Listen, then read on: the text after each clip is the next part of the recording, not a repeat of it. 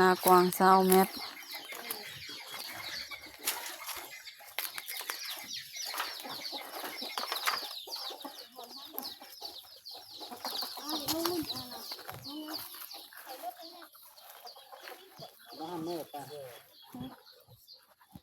บอกปะ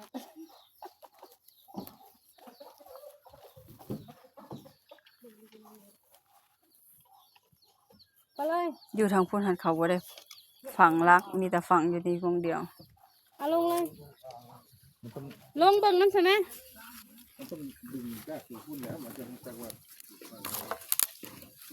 เพื่อที่จะช่วย อย่างเราคือเอ็ดแคบในช่วงนี้ก่อนเขาคืออันนั้นแท้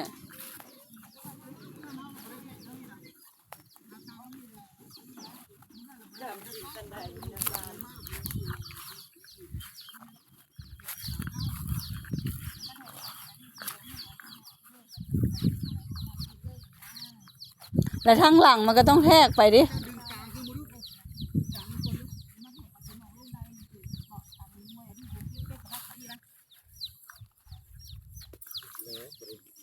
หาน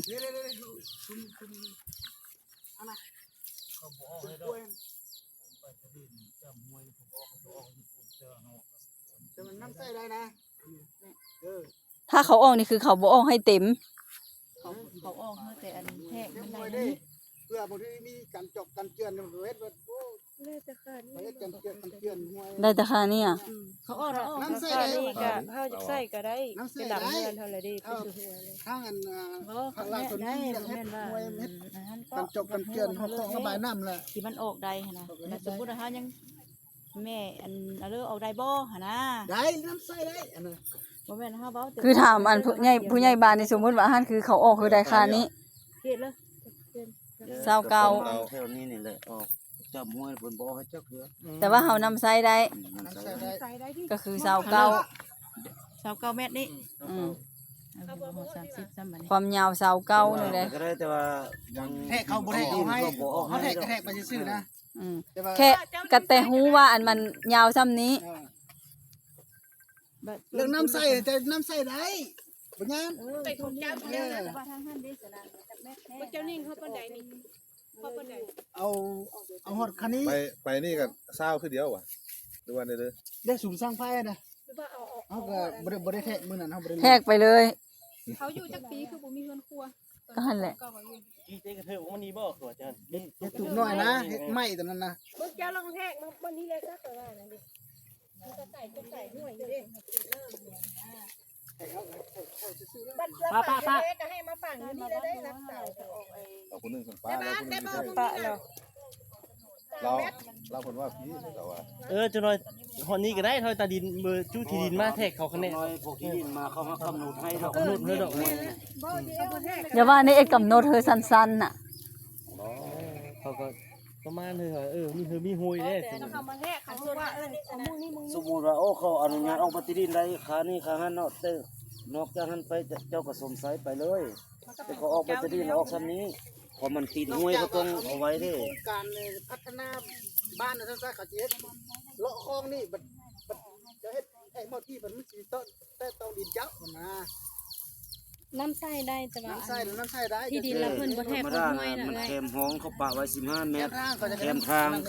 างเล็ก8นี่25 เมตรเขาปะไว้อ่ะน้ำเทินก็25 เมตรน้ำใส่ได้ทุกมื้อเลยแค่15 เมตรมันก็เขามาหอยก็อีบ่แต่ว่าห้วยน้อยนั่นนี่ก็ห้วยน้อยนั่นนี่บ่เป็นเลยบ่เป็นเลยวันนี้ฟังนี่เพิ่นไปฮอดซุ้มไผ่ประมาณจักเม็ดป่านนี้เอาแทกไปโลดสิเจ้าหันบุดเข้าไปใช่มั้ยแทกอยู่ลุ่มเจ้นางมือหันเจ้าแทกอันนี้ห้วยตัวนี้ทั้งเทงเขาตันมาเลยทั้งของมาคือเทงกับ29นึงนี่มีหยังปึ้มมิกอีหยังสิเจ้าก็บ่มีบอกอันนี้แทกให้จุ้ยเบิ่งแล้วที่ดินลงมาแทกแล้วตามตัวจริงอันนี้เฮาแทกเขาบ่แล้วที่ว่าที่ดินมีแต่เจ้าฮู้แล้วว่าดินเจ้านี่เขียนนี่ไปดินได้แล้วซ้ำนี่แต่สมมุติว่าที่ดินมาแล้วเขาว่าฝั่งเขาลุ่มแล้วกับไปฝั่งนี้ลุ่มเลยนะมีแต่ช่องข้างนั่นแหละคันพวกที่ดินมานะข้างนั้นมันก็มีแล้วเด้ข้างนั้นมันก็มีติดมีแต่ข้างนี้กับข้างนี้นี่ เรือ ปักหลัก เรือปักรักตรงนี้กับตรงนี้อะไรนะเพราะว่า เรือข้างนี้ก็ทางนั้น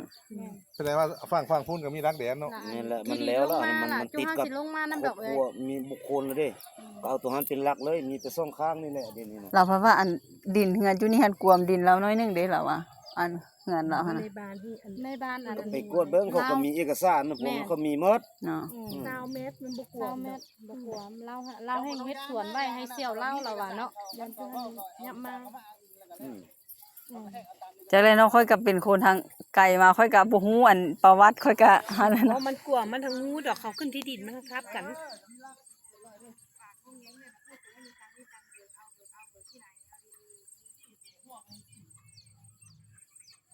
เท่าไหร่หั่นน่ะสนามเจ้าอะ ดึงเก่งๆเลย แล้วยับมาแม่น้ำกระกวมทางก็ ยับเข้าแม่ เข้ามาแก่นี่ไงบ่ไปแทกเจอนั้นเลยมันบ่เสมอกันได้คืออยู่นอกกับอยู่นอกนั่นนะที่แปะมาแทกมึงอ่ะมาอยู่มึงนี่ได้นี่เอาอยู่มึงนี่ได้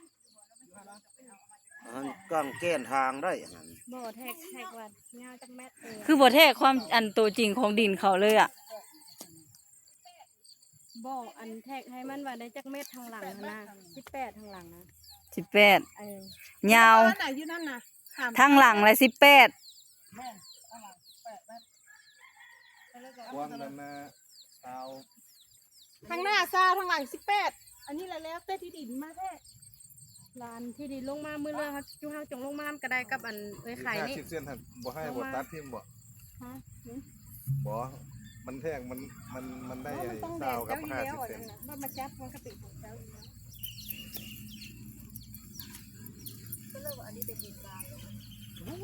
ขักแท้เขาเจ้าซื้อแหละซื้อแล้วจางรถฟอร์ดมันดุดห้ามออกมันจะสะอาดเลยแหละเนี่ยก็งามเล ได้ ย จ้างเพิ่นก็ได้มีรถโคตร รถไปอยู่ รถบ่อยู่ รถมีเตอร์มันก็สะอาดงามตาแล้วนึงคนไปดูเนาะ ล่ะอันในบ้านก็เว้าแล้วคันคนมาซื้อแล้วเพิ่นสิมางเอาคืออันสวนหั่นนะเกียงเลยบ่หันหั่นนะ แต่ว่านักเจอนะมันอันได้แปลงหลายอยู่เด้นี่จังได๋คุณพ่อ ค่ะธรรมดาแปลงกับ บ่อยากแปลงลายเจ้าก็แปลงแต่เฮือนนี้แล้วก็เอาอันนี้ออกมาแล้วก็เฮ็ดห้องน้ำกับคือว่า อันนี้ก็คือป้าให้แต่งเลย อ้าวกับเปลี่ยนแต่อันที่มัน เปลี่ยน เปลี่ย บาน น พัด แก้ว ลม นี่ซื้อเก็บแก้วนะ เปลี่ยนแก้วกับผ้าสีใหม่เลยเอ้ยซื้อวงกบมือเลยหั่นนะซื้อบานประตูมือ ให้ก็ได้อันนี้ล่ะ ฮะ ไปห้าเขาก็ตัดไปให้ เออ เสียวไม้ก็ได้เดี๋ยวแก้วก็ได้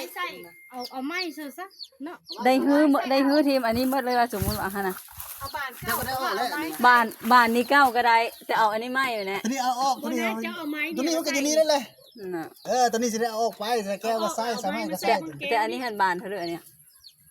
จังหวะเด้อนี่เด้อ โอ้ยว่าให้ก็เอาแต่บานไว้คือเพื่อเอาตัวเก้านี่ไปเฮ็ดไม้ก็ได้ เฮ็ดไม้ก็ได้ครับเจ้าอยากนำใส่ตัวเก่าคันจะเอาตัวไม้ก็ให้เจ้าเฮ็ดไม้เลย เพราะว่าถ้าใส่กับแก้วอีกห้าบ่อยู่ก็เพื่อดนๆน้อยก็มา ใส่ไม้ดีคนละเดี๋ยวจะหน่อยเล็กน้อยดึกใส่ เป็นอะไรผู้ใหญ่ ไปห้องการบ่ไปเนี่ยไปห้องการเลย ผู้ใหญ่ว่าดินบ่มีปัญหาก็เอาโลดแหละ บ่มีปัญหาเนาะ หัวอันสปอร์ตเนาะ ถ้ามีปัญหาเนี่ย เนาะ มีปัญหาผู้ใหญ่บ้านต้องได้ยากน้ำจุข่อยอีกเลย อันว่าเรื่องใบตะดินออกมาได้แล้วส่งเงินคืน ทุกบาททุกสตางค์ แม่ เนาะ ทุกบาททุกสตางค์เลยเจ้าของดินเพิ่นว่าให้เลยออกสื่อเลย ถ้าอยากมั่นใจก็ออกน้ำกันแหละ มันก็นั้นได้คนต่างประเทศคนต่างต้องรออยู่ในประเทศคนลุก เอาจีนมาซื้อดินอยู่ประเทศลาวเขาคือออกได้ สัมปทานมันสัมปทาน จักแหละ มันประทาน99